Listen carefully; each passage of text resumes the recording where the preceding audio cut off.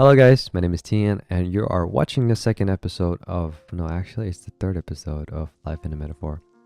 For those of you that have not seen the previous episodes, this is where we talk about life in a different way, in a different form, and we gotta make sense of things in life from my perspective, for now.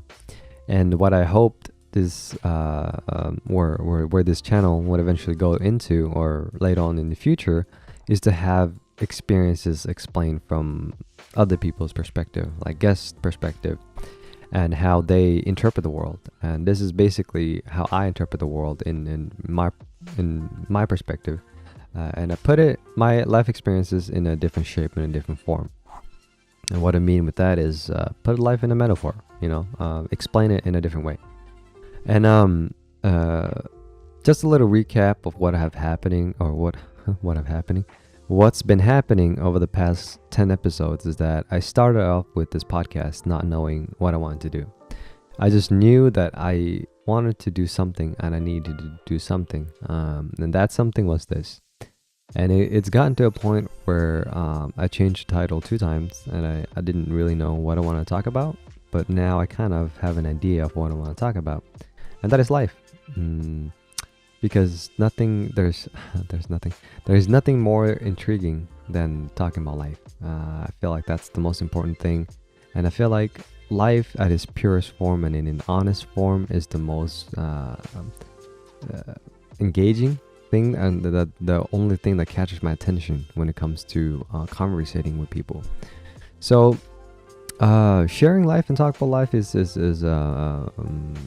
a good place. I feel like that's a lot of times honesty from life is not it's not always easy to talk about. Sometimes people want to code it up with their highlights, or code up their life with a story, that way it kind of sound better or taste better. But in all honesty, when it comes down to life, it's like sometimes we are in a shitty position, sometimes we are in a place that we don't want to be, but then at the same time, why pretend like we are in that place when in all honesty we are in that place?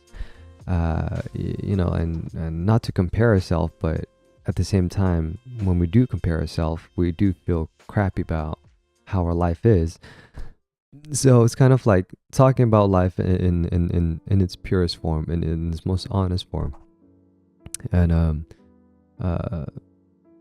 that's what this podcast is about, so it's all about talking about life and sharing and being vulnerable. There's no sugarcoating when it comes to this. So which brings me to the second point, is that this podcast is recorded all live. Nothing is edited. It's all one take, and sometimes when we talk and we mess up and we stumble across words, it's all a part of it, because podcasts, will listen to it a lot, and it just, for me, it seems superficial because it's edited, for one.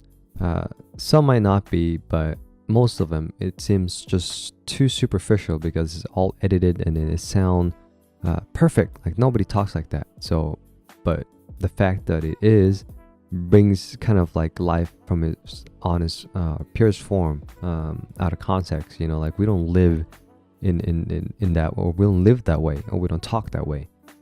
When we have a conversation with a stranger or with someone that we don't know, we can't just edit what we're saying. Like we talk and be conscious of what we're saying.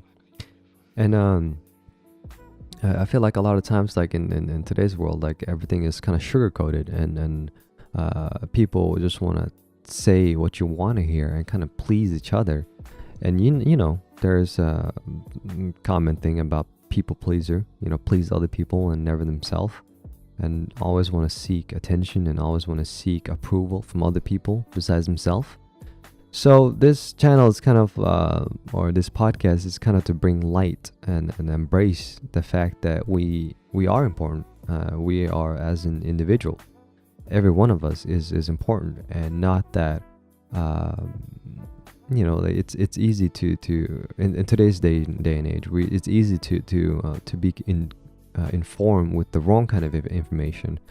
And what I mean with wrong is not necessarily right or wrong in a sense, but in the sense that we are informed with a lot of information that's not necessary. And for those of you that are watching that have social media, when you think about it, the information that we are exposed to is the information that we choose to, right? So if I, not even for instance, like this literally happened. So a couple of years back, I was super into, or just to begin with, I was super insecure about my chest, right? So I I had man boobs and I hated it and I didn't want it. And in order for me to seek solution, right? Like man boobs, like why was that even a thing? I don't know. It was a thing, and I was insecure about it. I don't know why. It was because one, I saw a lot of ripped people online, and I wanted to be ripped, and I wanted to have muscle, not just muscle, but muscles. I don't know why I did that, but like I said, everything's life. But so I wanted to have this kind of ideal body, right? I saw ideal bodies online, and I was like, oh man, look at my body, So I started comparing myself to this, and I didn't feel good, I tried diets and I tried to do different things to lose weight and to shape my body in a way that like it wasn't even a problem in the first place. I was worrying about my man boobs, like hello. People worry about food and survival in different places. Not to compare, but just to put in perspective, like the things that I cared about was not even like on a scale from 1 to 10. The things that I worried about was probably like a 1, but in real life, in all honesty, like what really matters is survival. Like people are sleeping on the streets and people don't have food, and things like this is stuff to worry about, not having man boobs. So I was worried about this. So I so this is kind of like what I mean with the information that we're exposed to. Like I could be worried about an earthquake and start buying earthquake insurance, and I could be worried about a tsunami and start buying tsunami insurance. So depending on the kind of information that I'm exposed to, I'm more likely to act that way. And what all of this kind of brings to is kind of like the fact that we live in a time and age where information is just so easy to be exposed to us. Not only that, but the right type of information is catered to us in more refined way. And it's kind of like if I talk about cars, the next thing you know, there's a car ad on my Facebook. If I talk about shoes or do some searches online about shoes, guess what? There's gonna be shoes on my Facebook and shoes ads on my Instagram. Kind of scary, but it is what it is. That's what it is. Is the phone listening? Probably. Do I care? Not too much.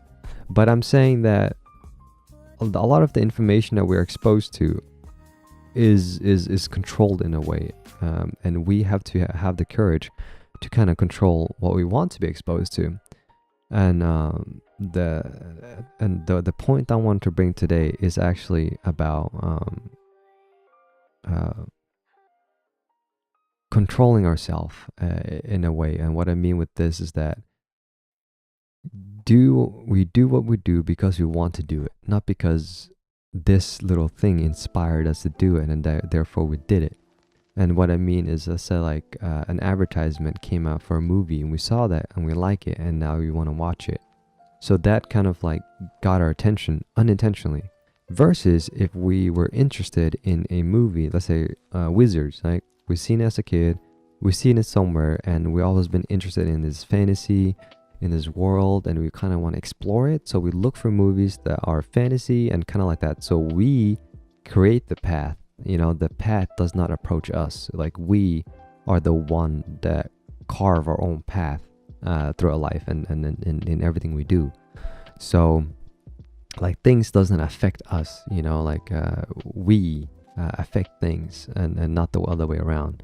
And what I mean is like if you go through a grocery store and if you go through a like Costco or anything big, I don't know where you guys live, for those of you who are watching, but Costco is basically like this big warehouse filled with like clothes and wholesale, wholesale food and clothes and anything wholesale.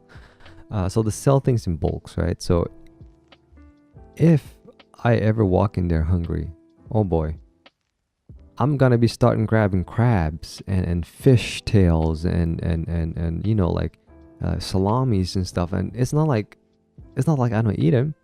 Okay, I don't eat crabs and fishtail, but it's like I will take things because I'm responding to it. I'm not actively choosing it because I wanted it, but it's kind of like I'm in a different state, an emotional state, and that affects my decisions. And advertisers knows this, and which is why a lot of advertising advertisement is targeted towards emotional responses. I'm not gonna go too deep into that, but it's what I'm saying is that gaining control of ourselves and carving our own path and choosing what we want to do and choosing who we want to be and choosing actively and personally embracing who we are as a person. And what I mean with this is, if I am scared of something, let's say I have a what am I scared of? I'm invincible now. My biggest fear is one of my biggest fear is to wake up. Let's say like I have work at 6, right? My biggest fear is to set the alarm at 6 o'clock. Instead of being AM, it's PM. And this has happened before, you know, and my coworkers and my boss called me. I was like, where are you? And I literally jumped out of bed. I was like, oh shit, it's like 6:15 and I'm already late. And I'm just stumble across the bed, get ready and rush out the door because of the alarm. And that, ever since that day happened, I've kind of got this paranoia for time. So I mean, we all got weaknesses and strength, you know, like instead of, I feel like in an honest form, in an honest shape, in an honest way of being authentic, is to embrace what we like and don't like. And the reason why I say that is because if we acknowledge what we are weak about, we can actually improve it. And the way that I see that most people do is that they are weak in some areas, but they cover it up and say that they're strong in that area. But in all reality, they're not, you know. So by doing that, we can never strengthen that aspect because we think we're strong, but in reality, we're not. And living that delusional state in a sense that saying that I'm strong, like I'm never afraid of time, I'm never afraid of being late, I'm not afraid of being this and that. That kind of perspective would never allow me to grow out of it, or to grow in a direction of that embraces my weakness, you know. So I guess this main point of this entire podcast is to be truthful and honest as a person. And I think being authentic is the most genuine and the most reliable way to find a source of happiness, because I felt like when I'm honest with myself, the true feelings and emotions is more genuine, as if I would to lie to myself that I would want something. And going back to the example of me wanting to be this ripped and buff dude, you know, I didn't like working out, you know, like I didn't like lifting weight.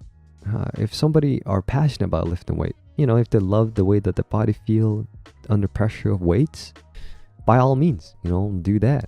That'll make you on fire, you know. But I didn't like that, so I did something I didn't like. And if I was honest with myself, I would have saved myself 4 years of working out, and I would save myself 2 years of commitment of membership that I bought at Costco for $400 each time. And I had that membership. I didn't even use it. I used it maybe a couple months max, you know, like if I didn't lie to myself, I would have saved that time and spent my time on something else and not think that would work out, or be in the gym and thinking I'm working out when I'm actually not working out. So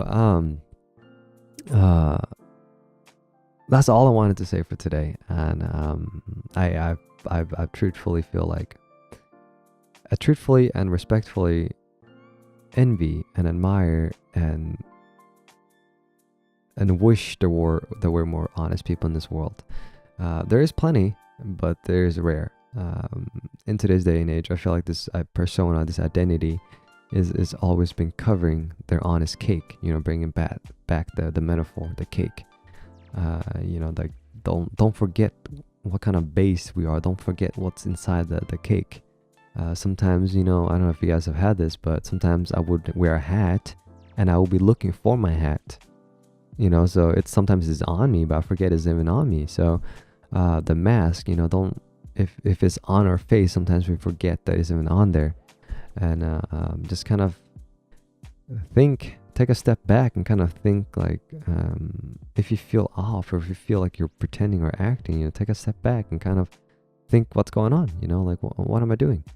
But you know, stay real, stay authentic, be genuine, be nice, you know. This world is ours, you know. It's not my world, it's not your world, it's not anybody's world. It's us. Without you guys, there's no me, you know. There's no me, there's no you guys. So if I lived, just to end this video with the one last punchline, not really punchline, but punch four, it's that if I lived in a blank room, like no walls, just like a room with a light, I don't exist, you know. Nothing exists. But all of a sudden now, if you do this one person, all of a sudden now I become something, you know. I interact with the person back and forth and becomes it creates something out of it.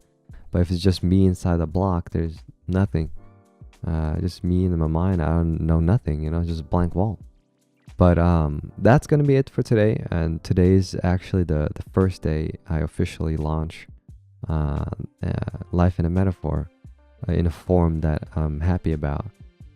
So stay tuned. My goal is to actually release one podcast every day, Monday to Friday. Yeah. Once again, my name is Tian, and you're watching Life in a Metaphor. Thank you guys for watching, and I hope you guys have a great day.